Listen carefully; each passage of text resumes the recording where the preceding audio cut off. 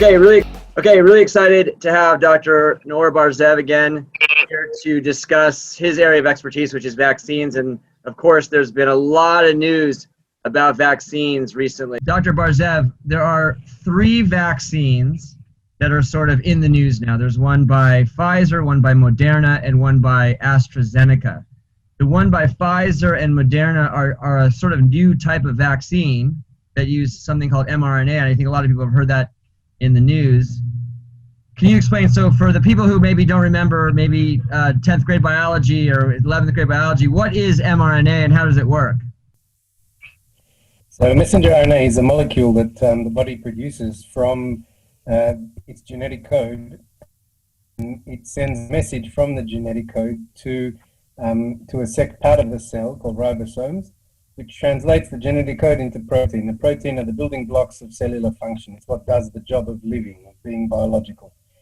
And so the principle behind the mRNA vaccines is that we can chemically construct that code using the chemical mRNA, which is a chemical in the body, and we can inject it. It goes into the cells and uses the cell's own mechanism to construct proteins, except in this case the code constructs a protein that is identical in its shape to the protein of the coronavirus. And so the body then releases that, recognizes that protein. It's a harmless protein on its own, and produces an immune response to that protein. That's how it works. The trouble with it is that RNA, it's like the half, people think of DNA as the ladder, that twisted ladder. RNA is just one half of that ladder and inherently unstable. Like you wouldn't climb a ladder like that. It's just one half of the ladder. So it's inherently unstable. It's so unstable that it took quite a lot of time to develop the technology to make it work from the injection muscle into the muscle to get into the cell. Just that distance it was degrading, let alone to get it from the factory to where you're going to get it. So, it took a lot of work. It's inherently unstable, and that's one of the reasons why it requires such deep, ultra-free, and that's one of the challenges, obviously, with its deployment. So that's mRNA. But the advantage of it is that it's very easy to produce because it's chemical and not biological in its production. It can be mass-produced to scale very rapidly and potentially can be developed against any future pathogen, at least in principle, so that if one day we had another coronavirus, the infectivity of the current one, but the lethality of the MERS coronavirus from 2012, it would be a disaster, really disaster. Then we need a mechanism to very rapidly address that, and mRNA may be able to be that platform. Lots of potential, but lots of drawbacks still. Eventually, we hope that those drawbacks will be overcome, not right now. So essentially, the companies are making a molecule that produces proteins in the body that are kind of parts of the virus, and then the immune system of your body sees those, and so you get exposed to parts of the virus without the actual virus itself. That's the way I understand it. Yeah, I mean, it's you're using the body to build, and you supply it with the architectural plan. So you give the plan, and you rely on the body to do the building, and what it builds is an exact replica of the virus, not the whole virus, but the protein. So it doesn't cause any harm because it's not the virus, but the body recognizes it as though it was the virus. So it's pretty clever in that way. So so that's the Pfizer and the Moderna vaccine. Are they different proteins, or how are those two different from each other? Fundamentally, for all intents and purposes, they're not particularly different. They're using mRNA.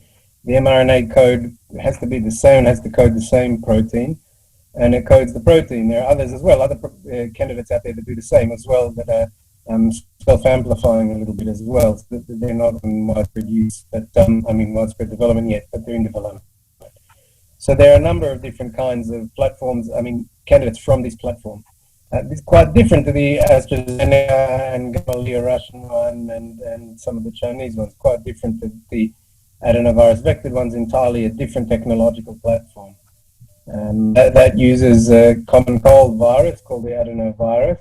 In the case of the Oxford AstraZeneca, it uses one that comes from chimpanzees, so human beings haven't encountered it before, which is useful because you don't want to have immunity to the vaccine from prior exposure to the cold. But it's modified in such a way that it can't replicate the vector, the delivery mechanism, which is that virus, can't replicate in the human body. So it infects the cell on the first go, and then that's it. It's finished. That's the end of the line for it. but it carries on its surface the protein from the COVID, the same protein from coronavirus, and so the same thing happens. The body recognizes that protein and then can produce an immune response.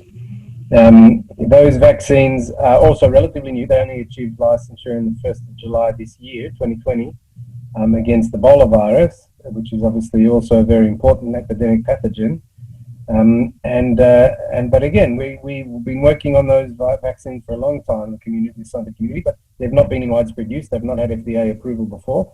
And so, you know, there's a lot more to be learned about them. But sure, they're both mRNA and the adenovirus vector vaccines are the leading candidates in the US at the moment.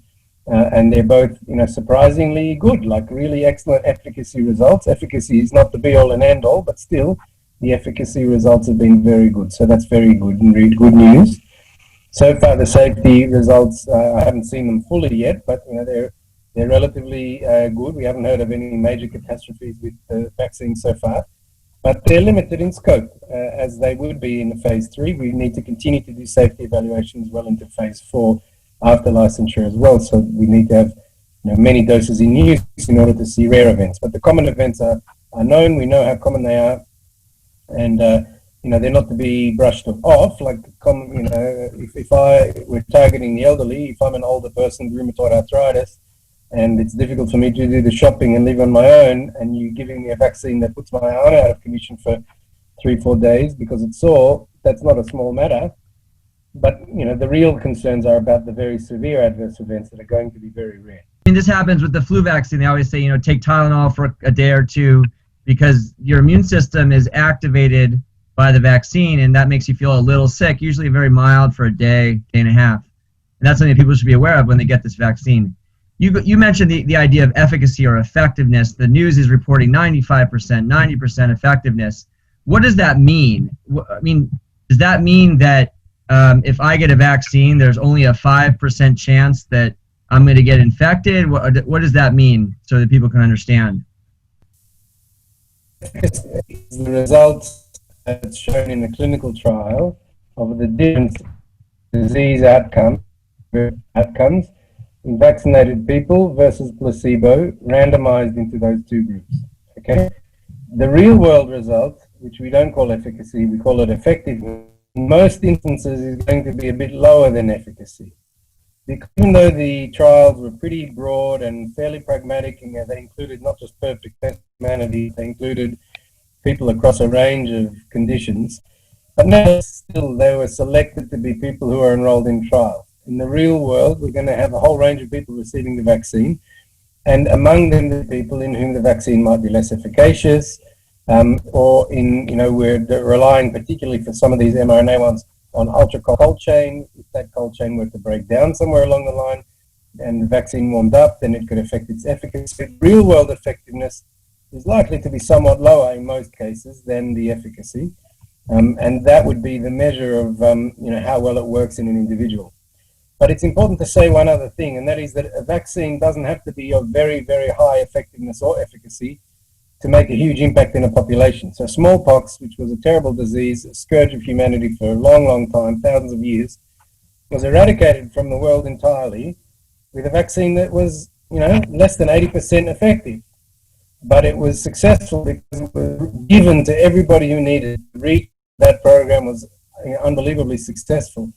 So we don't need a vaccine that's perfectly efficacious. We just need enough people to receive the vaccine to make the pandemic go right down. And that is the real way in which vaccines work. They don't just work by protecting individuals, they work by reducing transmission in the community. And it's important to say this because this is another thing that we don't yet know about these vaccines. The vaccine trials, when they're reporting efficacy, they're reporting efficacy against disease. We don't yet know what the efficacy is against transmission. The animal studies suggest that they should work against transmission.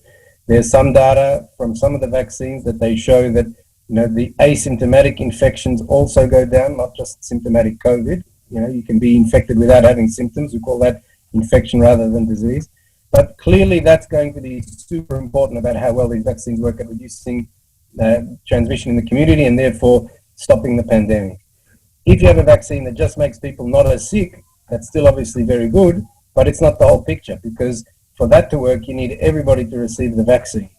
And if there are groups that have lower uptake of the vaccine, or if the vaccine works less well in some groups, like the elderly, and the rest of us get it, we stop wearing our mask, go back to transmission, then potentially you could have paradoxical increases. So it's really important that the vaccine reduces transmission, and it's really important that the distribution of the vaccine is equitable and done. That's why I say efficacy is good. Part of the picture, the real world effectiveness, the distribution, the acceptance of the vaccine, the uptake of the vaccine, and its pragmatic delivery will be really important. That probably that probably answers a question I get a lot, which is somebody asked me, if I get the vaccine, why do I have to wear a mask anymore? That's the question I get a lot. I think it was an important question, and people have thought that when the public health authorities say you still have to wear your mask, that it just shows that they're being, I don't know, unreliable. But why would somebody who gets a vaccine still have to wear a mask? I mean, it's a little bit like saying, why do we have a safety net under a tightrope walker or something like that? The vaccine is going to be good and contribute greatly to the impact of other interventions. But until we get on top of this pandemic, it's important that we do everything that we can, which includes vaccination, and it includes social distancing and masks. If it turns out that the vaccine is as effective against transmission as it is against disease, if it reduces transmission by 95%, then we'll quickly see a melting away of the pandemic if enough people take the vaccine, and then social distancing and masks will become a thing of the past. But at the moment, we're still going to have large swathes of the population, large groups not taking up the vaccine. People will be waiting to see its safety results and so on. It's going to take time until we reach that point. And even if I personally myself have been vaccinated, there's still this issue that we don't yet know really enough about what it does to asymptomatic infection and transmission. The more we know about that, the more reassuring we can be about the vaccines replacing the role of other non-pharmaceutical measures like masks and distancing. But we won't know that in the beginning. And it's not so straightforward to know techniques and ways that we can examine it. So transmission is a really important thing. The other thing which we don't yet know is the longevity of these effects, right? I don't know that yet because not enough time has passed. So even though we've had the last few months we've had these phase 3 trials, they're only a few months old. We don't know how the efficacy results will be in a year from now, for example. And I'd much rather have a 60% efficacious vaccine that effect lasts for 5 years than a 95% efficacious vaccine and effect lasts for 6 months, for example. So I really want the longevity there, and we won't know that for a while yet. So, so not only efficacy, we've said the ability to deliver the vaccine, the acceptance of the vaccine, the longevity of the response to the vaccine, all of those things are going to be critically important in how well it works. And of course, we want to know that it also works in the elderly, and that those data are starting to emerge now, but we've not yet seen them in all of the main trials. They're not there. And then clearly and critically important, as it is for all of us, is safety.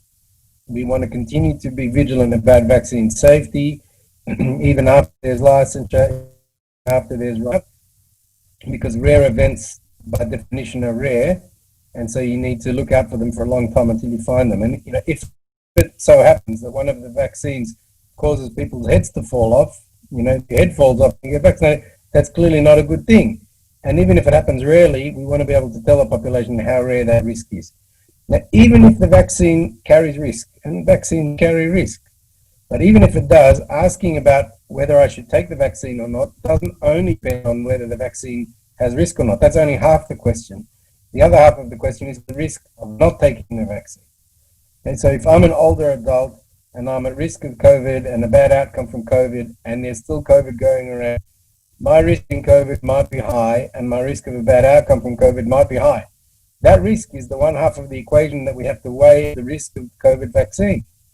If I'm a young person, if I'm 21 or 22, and I'm likely to not be particularly affected by COVID if I got infected by SARS CoV-2, then the balance of risk-benefit is different. And sometimes we might ask people in that age group to be vaccinated altruistically, because maybe they can reduce onward transmission in a community. But clearly then we really, really need to have a high safety standard, a high level of security for those people to say to them, look, there's no very low risk for you.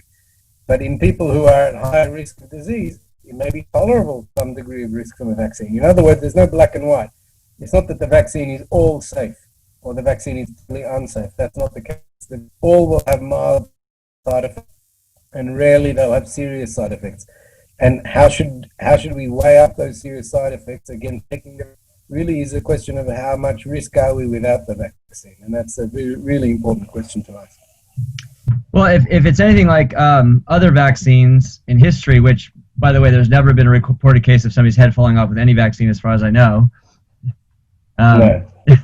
is that the cases, depends on how they inject it, I guess. The cases of severe side effects of most vaccines are like one in a million, something on that order, right? I mean, and so even for a 20-something-year-old, the risk of COVID is less. I mean, I saw 2 35-year-olds in the ICU with COVID this week, just alone. So there is a risk if you're young. So it may be, the risk is less if you're young than if you're old.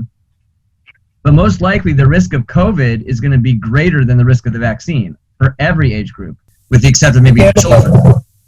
I think we have to have an open mind about that. I think we don't know that for sure yet. That's generally our experience with vaccines. That's true, that rare events are rare. But some people would call 1 in 200,000 rare, or 1 in 100,000 rare. But if, let's say, you took all of the vaccine trials that happened so far, the phase 3 trials, maybe let's call it that there were several 100,000 people in those trials. Let's say half of them got placebo. So let's say 200,000 people got the vaccine. Okay, so if something happens 1 in 100,000 times, it could have happened once or twice, or it could have not happened as well, because it's just a single event. So we may not know that. Well, we'll probably know quickly, though, because, I mean, several 100 million people, under the most conservative estimates, several 100 million people are going to get the vaccine, and that's even with relatively small uptake. And so we should know relatively quick. And my understanding is most serious side effects from vaccinations are early. Is that correct? With other vaccines? Yeah, that's generally true. But for example, if there was to be an event that happened some months down the line, a neurological event or some other event, or put you at greater risk of some other thing that we don't yet know, then the only way to be reassuring about that is to conduct the surveillance actively for those things, right? So it's not enough, I think, it's not convincing enough to say, yep, it's okay, vaccines are good, hashtag vaccines are safe, or, we know vaccines. It's not enough. It flirts with being propaganda. People will be reassured if we are, as a community, totally transparent, totally open.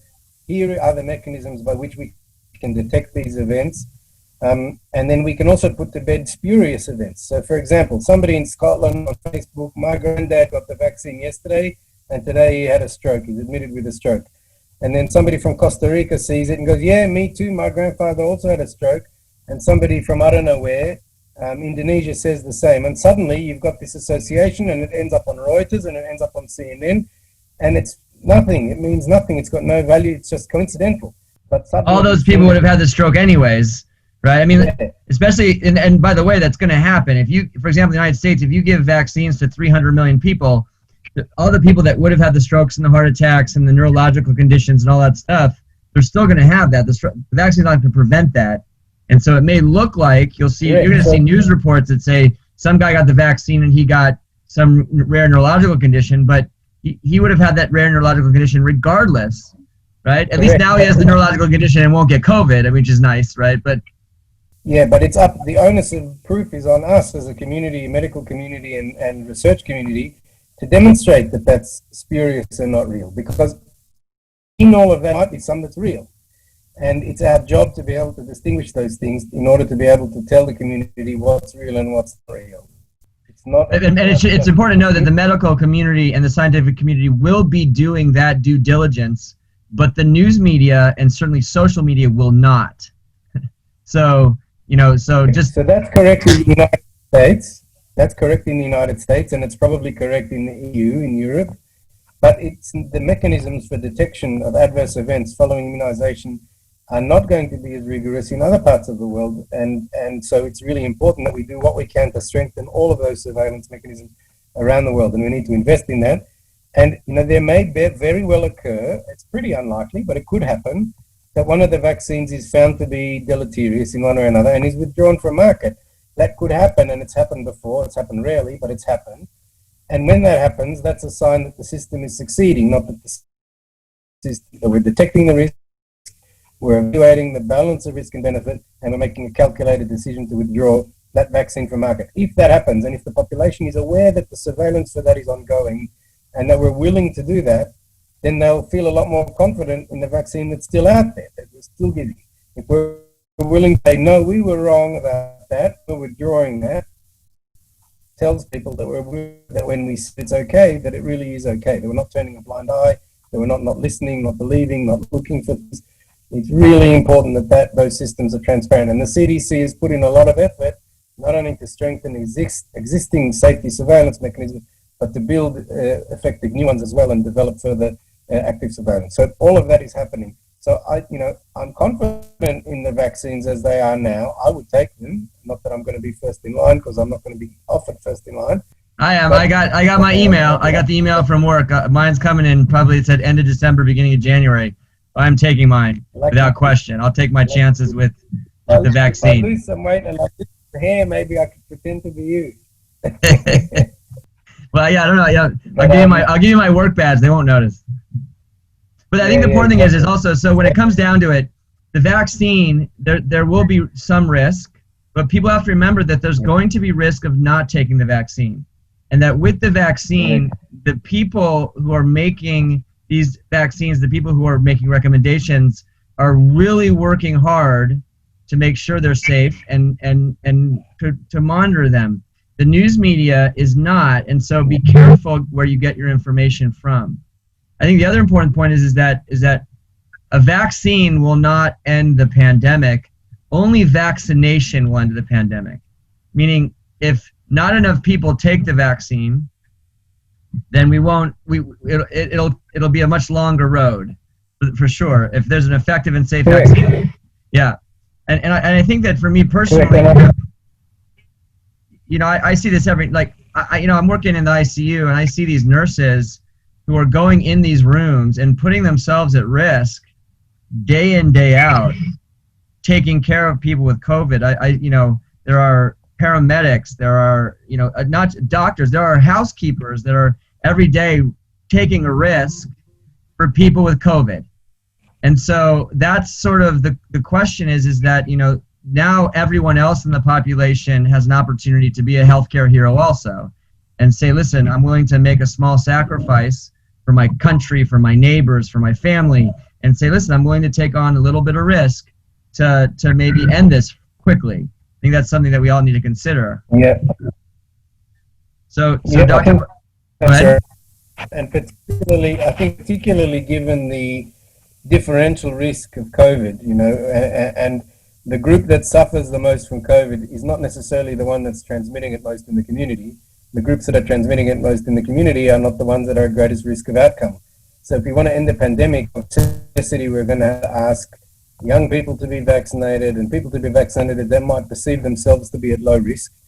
And so we really have to make a moral case and communicate well and explain well and assure safety. They're critically important things, and make it easy and convenient to get vaccinated. And perhaps, arguably make it a requirement for certain activities, depending on what they are. The degree of coercion is going to be debated, and there'll be a range of reasonable, different opinions on that. But, one can imagine that if you're going to be working in a nursing home, it's very reasonable to expect that you be vaccinated. Perhaps if you board a plane, it should be reasonable that you be vaccinated. Perhaps if you get on a bus. But what about schools? What about other settings? There'll be a range of opinions about that. And so our best bet isn't to force one another into things, but to engage one another and voluntarily ask people to take on those responsibilities. Like you said, everybody can be a hero in that regard, or everybody can just do their bit in that regard. And that'll be very important.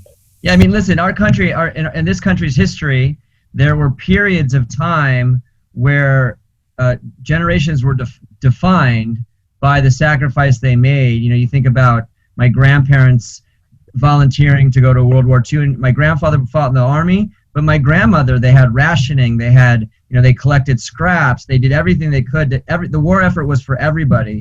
And you think there have been times in our history that have defined this nation and the whole world, and people, and even today, people are willing to people join the military and put their lives on the line. People run into the line of fire. People run into burning buildings. People go into COVID rooms. And I think that now we all have the opportunity to be, to make that sacrifice. It wasn't long ago that asking people to make a sacrifice for their neighbors in their country was something that got you elected, right? If you made that request, you were considered a patriot. And so hopefully we can have this opportunity to get back to that. And I really appreciate all the work that you're doing, researching it and taking the time out to educate. Is there any final thoughts that maybe you'd want to give to anybody watching this before we get back to work? Yeah, I mean, let's hope that the generation that we're in finds it in themselves to be, as altruistic and as the generation of our grandparents, particularly our grandparents' generation. Let's hope that we can do it too. I mean, in the end of the day, this won't depend on science. It'll depend on humanity. Science can produce the tools, but it's humanity that has to deliver them justly, fairly, equitably, and with self-sacrifice. And if we can find it within ourselves, we found it within the science, but if we can find it within ourselves, what we need to do, then I hope we can get this pandemic behind us. Okay, Dr. Bar-Zeev, thank you so much. Good luck with your further research, and we hope to, hopefully we'll see the vaccine out soon and people start taking it, and it should be a safe and effective vaccine. Thank you so much. Likewise. Stay strong.